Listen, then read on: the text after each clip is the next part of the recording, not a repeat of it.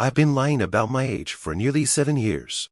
Basically just what the title says. I joined social media in the 6th grade and quickly made tons of friends online, but they were all 13 to 14 when I was just an 11-year-old kid.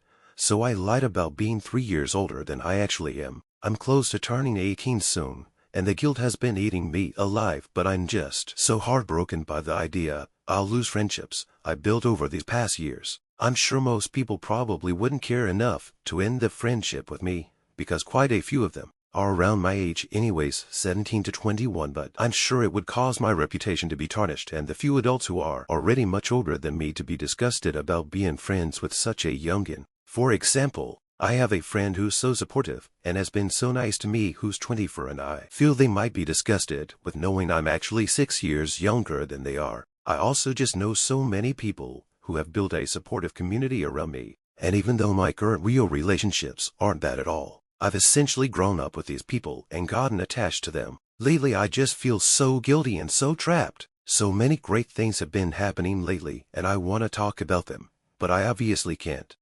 I recently, yesterday, came clean to 2 of my friends that I've known for the past 6 years, and they took it really well, but they're also around my age and have never been serious people. So I assume their reactions would be drastically different than some of my other friends will be if I decide to come clean about it. They don't really have an opinion on the whole thing, because they're okay with still being friends, and have actually joked with me and laughed with me about the whole thing, and aren't pressuring me to tell the truth, but one of them is just concerned I'll become very overwhelmed and it'll just spill out anyways in the future if I don't just come clean out like I did with them. I'm also scared because I had a relationship with someone at the age of 12 when she was 15. I am ashamed to admit I didn't see anything wrong with this at the time, and we also frequently talked explicitly, and we're great friends now and have been only friends for the past 5 years now. But I know she'd probably feel disgusted if she found out. I don't want to lose her because of the history between us, but I also understand I'm way in over my head for the reality of my age. I'm just so frustrated and disgusted with myself too for letting it go on this long. I'm definitely not saying I'm mature, because if I was, this would have never happened, but I am extremely academically intelligent, and I assume most of these people don't suspect me because of how I carry myself. Should I just keep going until I can decide I can move on, for example, delete all my accounts suddenly, or make the move to tell the truth?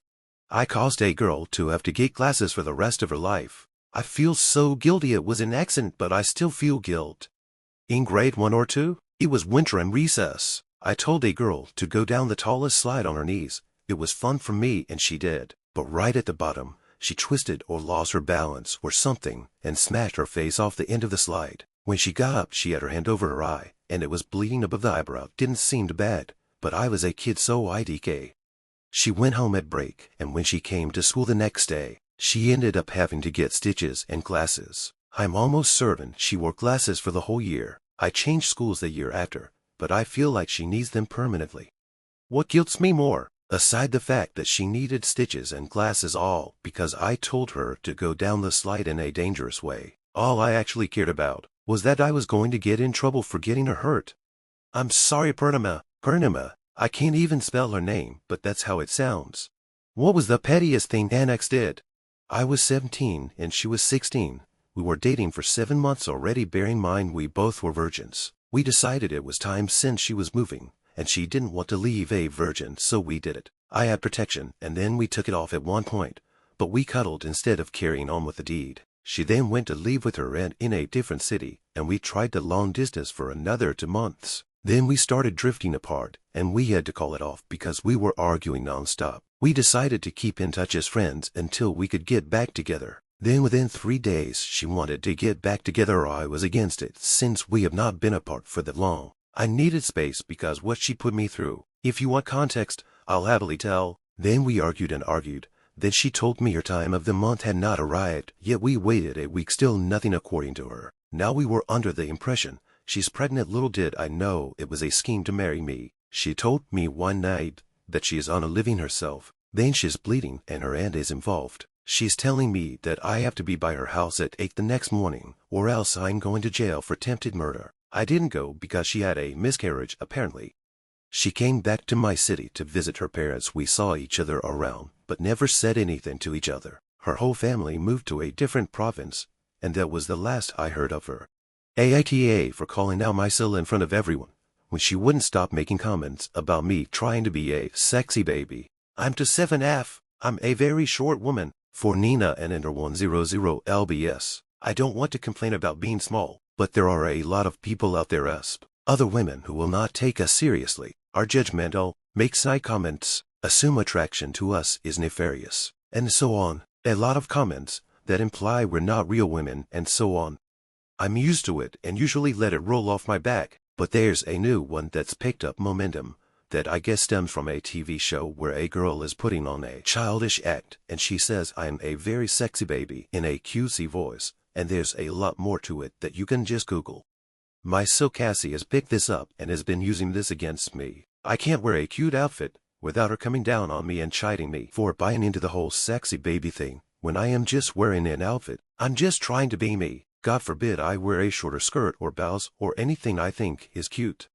It's like I'm not allowed to wear cute or sexy things because I'm petite, so I'm automatically seen as trying to be a sexy baby when I'm not. I've asked Cassie to stop or drop it and she maintains that I'm the one opening myself up to judgment and I should dress my age. This came to a head last weekend when we were in my auntie's backyard at the pool. I took off my wrap so I could hang with my feet in the pool with my cousins, and Cassie immediately said, "You're a very sexy baby," at me and twirled imaginary pigtails. I raised my voice and said, "That's a really weird thing to keep saying. What is your problem with me? Why do you keep bringing up that I'm small?" She started to turn red and she yelled back again that I'm the one that's choosing to walk around looking like the sexy baby. I said that I'm literally just wearing a bathing suit, a one-piece halter, and asked her what I should be wearing instead if there's such a problem.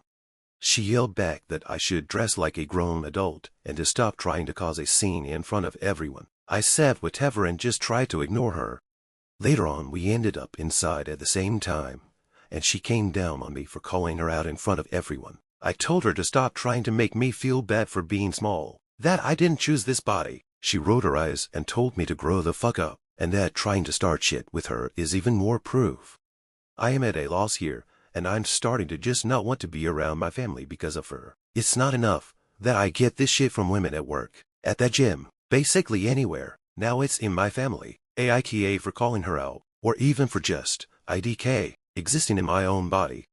Edit: Hey, I'm adding this. In BC I can't respond to every comment, but it's my brother's wife. He doesn't care. We've never been close divided by gotten along. He'll always take her side. Other people in my family are very hands-off divided by handle your business yourself, just the way they are. Also, Cassie isn't fat, she's just average height.